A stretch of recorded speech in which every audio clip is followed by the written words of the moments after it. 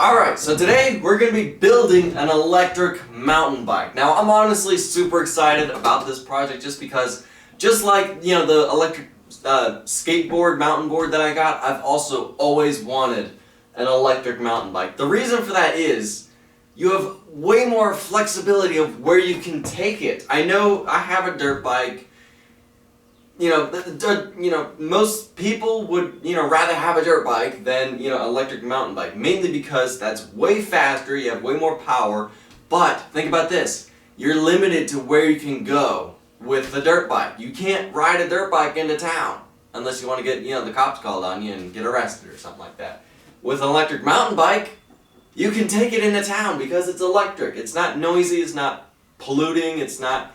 it's street legal, depending on where you live, so you can take this into town if you want to. So that's why I'm super excited about this project. Now I bought this stuff off of Amazon, and this is just, a 1,000 watt, 48 volt, electric mountain biking system. This is a rear wheel drive. I decided to go with rear wheel just because it's a, a mountain bike.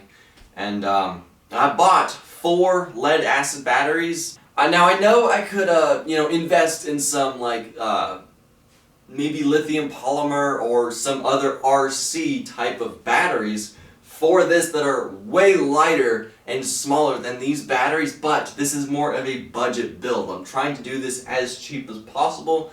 Right now I'm already into this $400, so, that's... For an electric mountain bike, that's not really that bad considering how expensive these bikes can get. You can go cheaper with this whole thing. This kit cost me around I believe it was like $230 for the rear wheel and all the electrics. The batteries are separate. The charger is separate. I accidentally bought the wrong charger for this. I'm gonna have to buy the right charger, for all this stuff. But yeah. Now the mountain bike we're using is a Gary Fisher. This is my this is my really old mountain bike that I used to ride all the time, and I've had this for maybe 5 years, and I've put a lot of miles on this thing, a lot of abuse, unfortunately, to this mountain bike, so it is worn down, and there are some problems that it has, but I'm hoping to be able to restore it and fix it up to put this stuff on here. My other mountain bike that I have is it's brand new, it's way newer, and I don't feel like, making that a electric mountain bike. So we're just going to turn this old dinosaur into a electric bike. So I'm not really sure how I'm going to do this. With this kit, it's more designed to go on something that doesn't have suspension, and it's more of a road bike.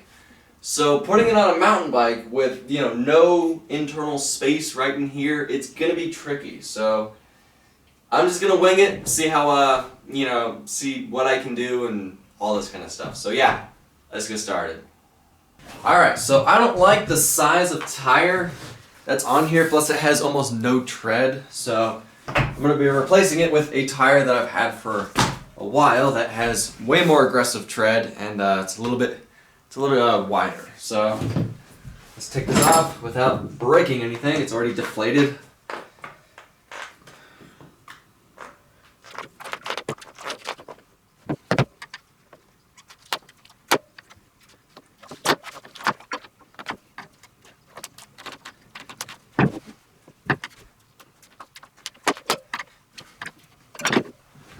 Yeah, I'd say that looks a lot better.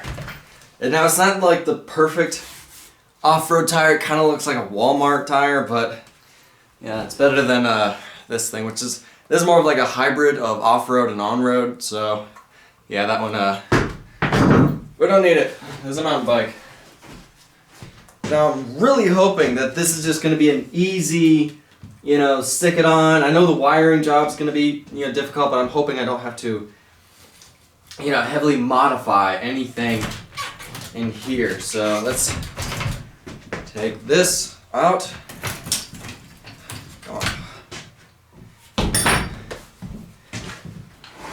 Now, unfortunately, with this one, it has 1, 2, 3, 4, 5, 6, 7 sprockets, and the old wheel had 9. So, I'm losing a couple of gears, but it's not the end of the world. Oh boy. Ooh, here we go. Is that on? Is it on? I think that's on. Yeah, look at that. Alright. It's rubbing a little bit on there, but that's not the end of the world.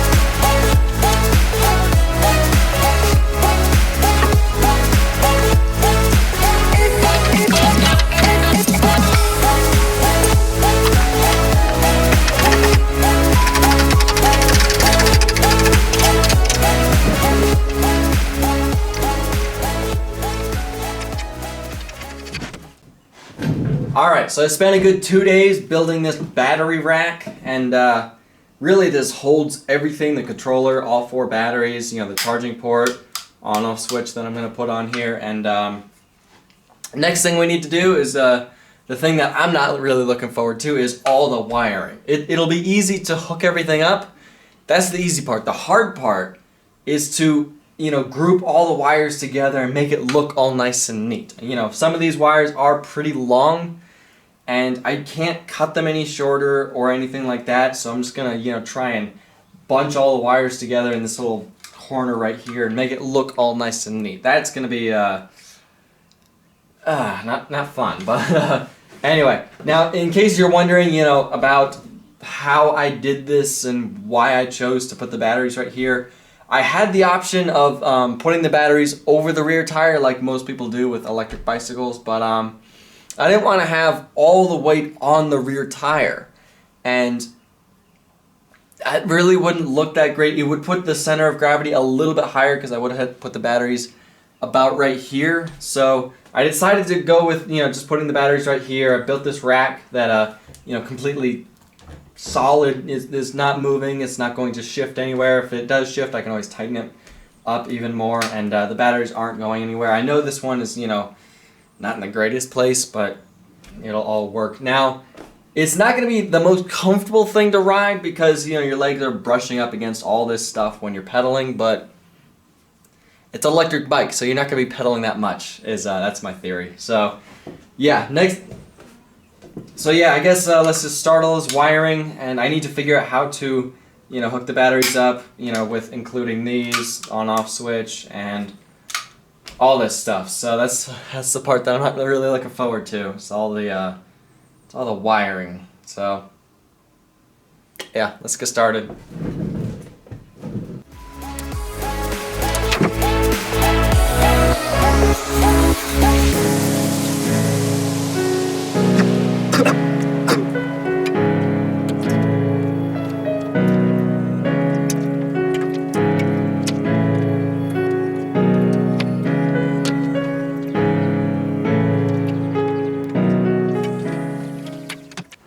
Alright, so it's been a couple days that I've been, working on this and working out all the bugs. I haven't recorded, most of the stuff of me hooking up the wiring and working out all the bugs, mainly because this is not a how-to video. This is more of a video of me just showing you how I did this. So off camera, I did, hook up the batteries and worked out all the bugs to finally get this to work. So the couple bugs that I did have was I had to mess around with the wiring on here. Where these two connect, where the motor connects to the controller. Right here, it was a little bit janky. I had to mess around with the wires and play around with that. It was pulling up an error code 3. Also, the other problem I had was the pedal assist sensor. I had to heavily modify it to work with this. I basically had to take the whole thing apart and cut the piece that has the magnets. I had to cut it in half and file out a lot of the plastic on the inside and super glue it to the pedal. And then the sensor right here, I had to cut it in half also, and it basically just sits right here on the pedal. Now just know that this sensor right here is directional sensitive. Therefore, you can't pedal backwards and it moves the motor. So just know that you need to have this in a certain direction. Unfortunately, there's no arrow on here. There's nothing on the manual that says which direction it needs to go. Just play around with it and eventually you get it to work. So the way I set this up is I added an on-off switch to this whole thing. Basically, all the on-off switch does is cut off the power from that goes to the control system, and I can still charge the batteries with this off.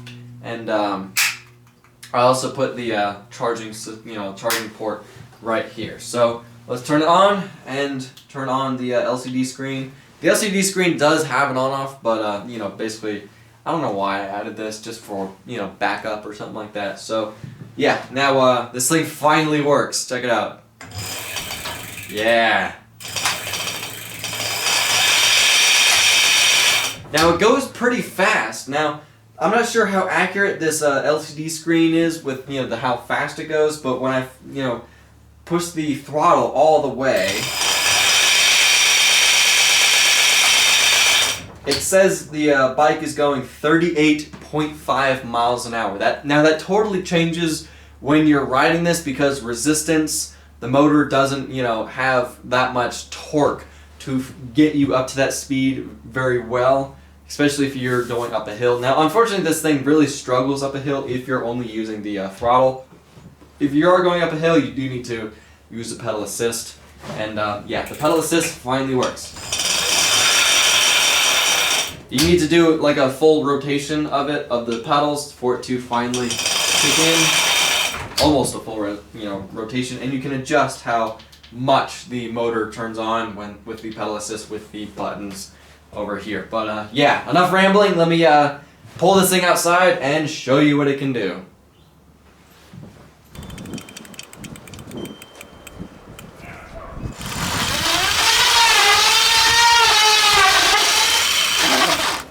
Yeah.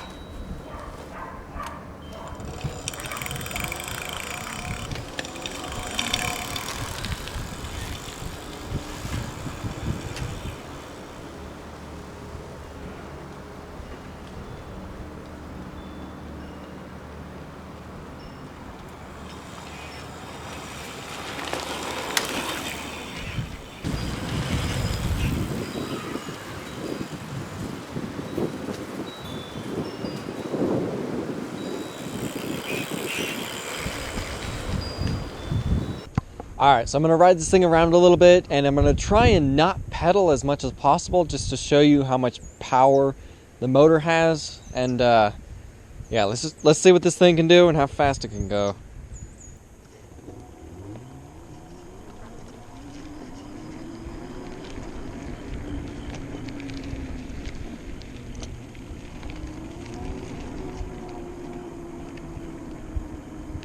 Oh, it's struggling. Struggling up this hill.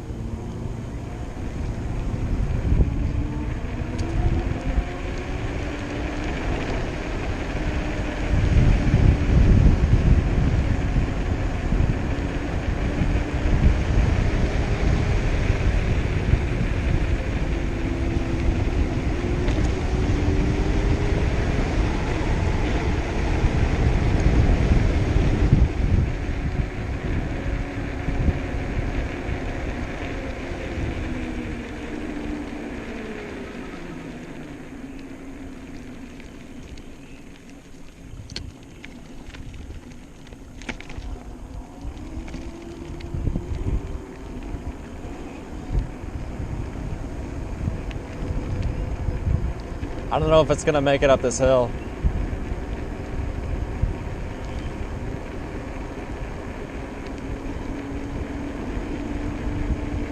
Yeah, it's definitely not gonna make it up. Oh, it's slowing down. Oh, and yep, there it goes. Okay, I got a pedal. And I have a pedal assist on the highest setting.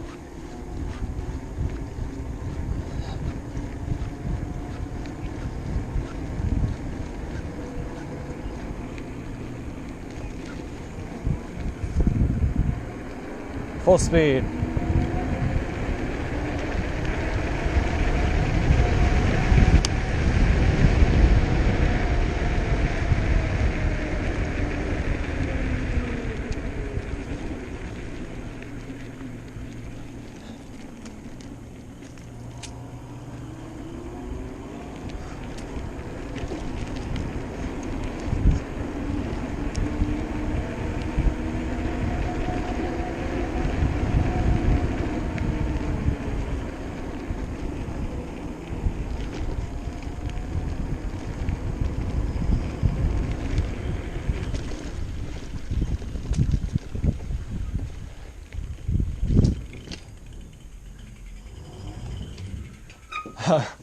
Yeah, it's honestly not that great.